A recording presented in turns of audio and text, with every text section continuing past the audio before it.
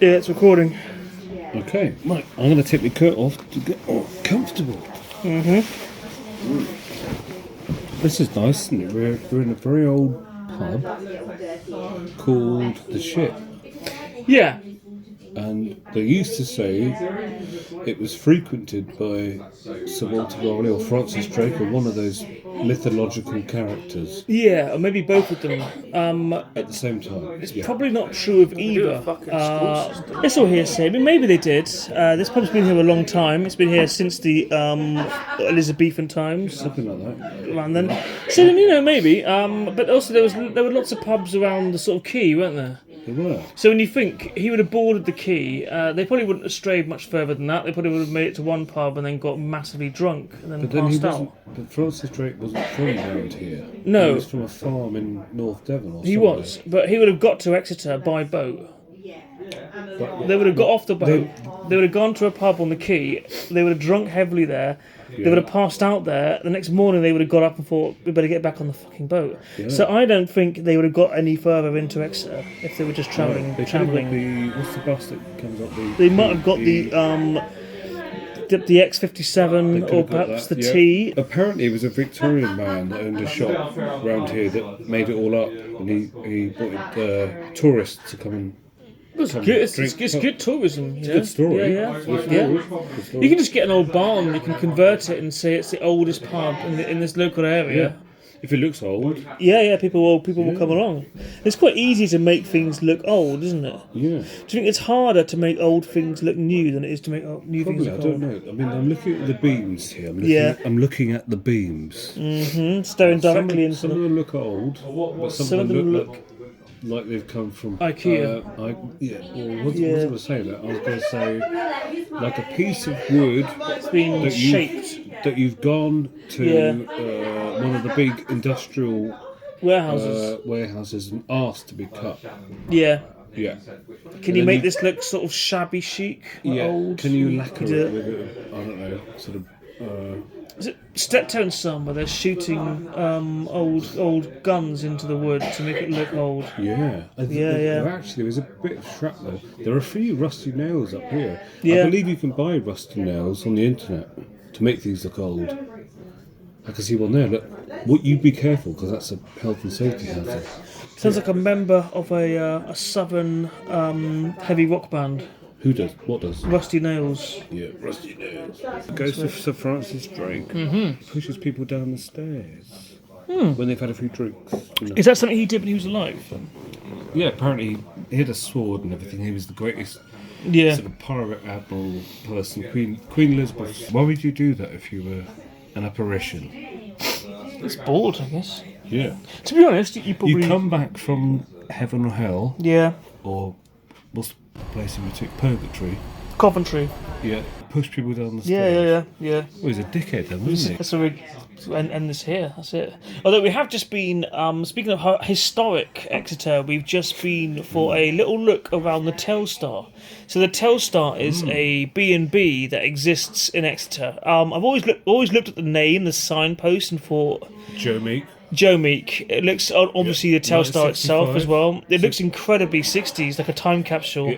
Was it an English or American satellite? I can't remember. It was a satellite. I think it was an American one. We'll have to do research before we talk rubbish about this. Yeah. But they sent the satellite into space, and Joe Meek thought, that's amazing, I'm going to write a song about it. Yeah. So, but yeah, this hotel has been here since 1965. We had a look inside today. We very bravely rung the bell, and the receptionist let us in. She was lovely. She was absolutely lovely, and she let us look around. She said, and sadly, there's no bar we could sit in because they just give bottles of beer to people, staying there. Yeah. But we could have a good look around.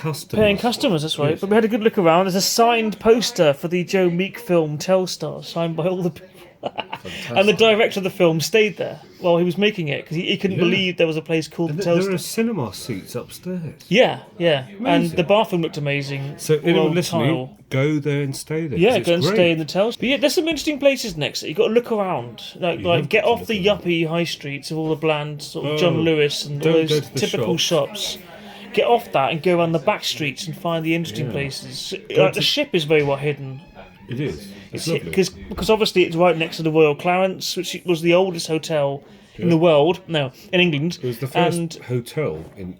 First hotel in England, hotel. yeah. And unfortunately, it's burnt to the ground. it burnt to the ground due to some kind of bullshit development stuff.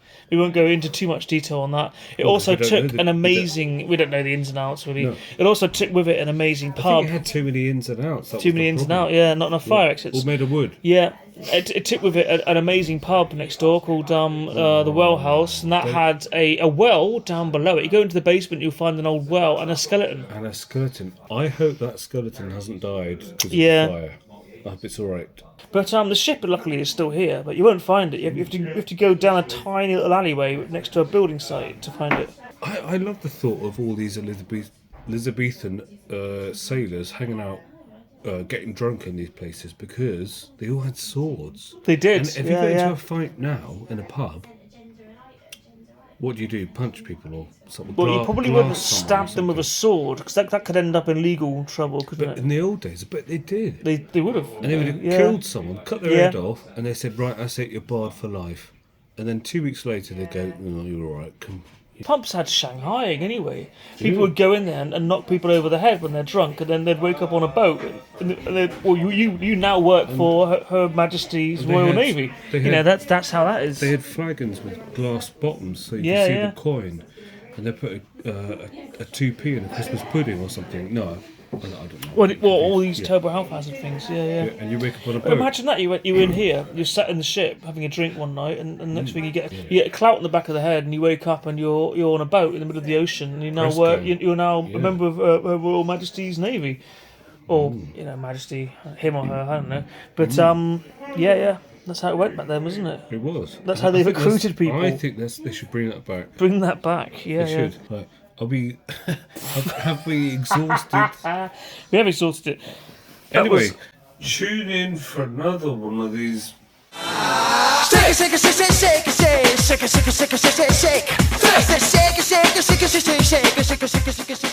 Please like, share, and subscribe to The Good, the Bad, and The Ugly Show.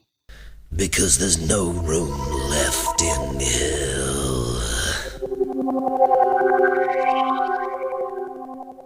Fine, thank you. What's your story? Well, I'm in young girls' pants. I manufacture pants. Oh, what filth. Why do you feel it now? I don't feel that there's any great interest in it. Clearly, you must have felt the world wanted to know what your private parts look like, and now the world knows. Dummies! Dummies! A consonant, please, Carol. C. A vowel. That is E. Another vowel. Another vowel. I. Consonant.